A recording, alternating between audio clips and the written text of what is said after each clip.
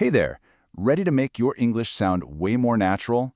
Today, we're going to look at a tiny change that has a huge impact. Seriously, it's all about breaking one very, very common habit. So, let me ask you something.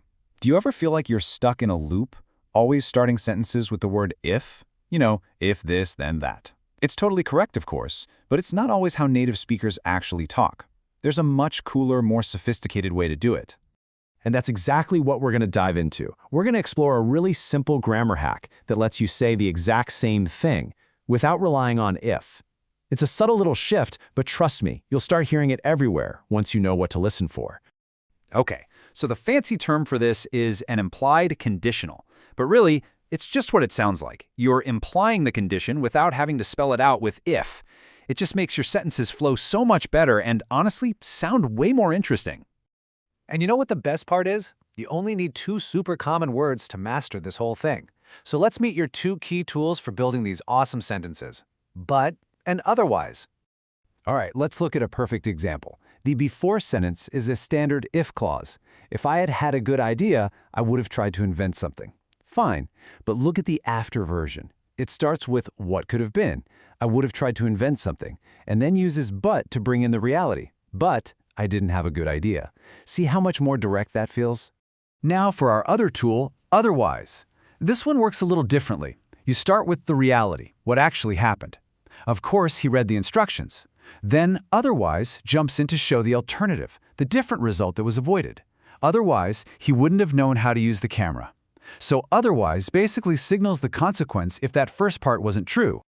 Okay, so you've seen the theory. Makes sense, right? Now it's time for you to give it a shot. Let's put it into practice with a few quick challenges. Let's start with this one. I would have tried to buy the gadget if I'd known about it. How would you say that without using if? Take a second. Think about it. Would you use but here or otherwise? Did you get it? The answer is, I would have tried to buy the gadget, but I didn't know about it. See how but just slides in there to give the real situation that stopped the action? Perfect. Let's try another one. All right, next up. How would you rewrite this? If he hadn't given me the money, he would have spent it. Think about the logic. Are we talking about a contrasting reality or an alternative consequence? And the answer is, he gave me the money, otherwise he would have spent it. Yes, this is a perfect use of otherwise. We state the reality first, he gave me the money, and then we show the different outcome that was avoided. You're getting the hang of this. Okay, last one for today. You got this. How would you rephrase this sentence? If I hadn't taken risks, I would have had regrets. And the answer is, I took risks. Otherwise, I would have had regrets. Boom! Doesn't that just sound so much more clear and powerful? See, you've totally got this implied conditional thing down.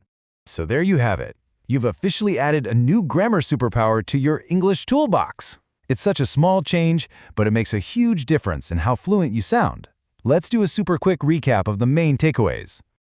So the big idea here is that you can absolutely ditch the if clause for more natural-sounding sentences.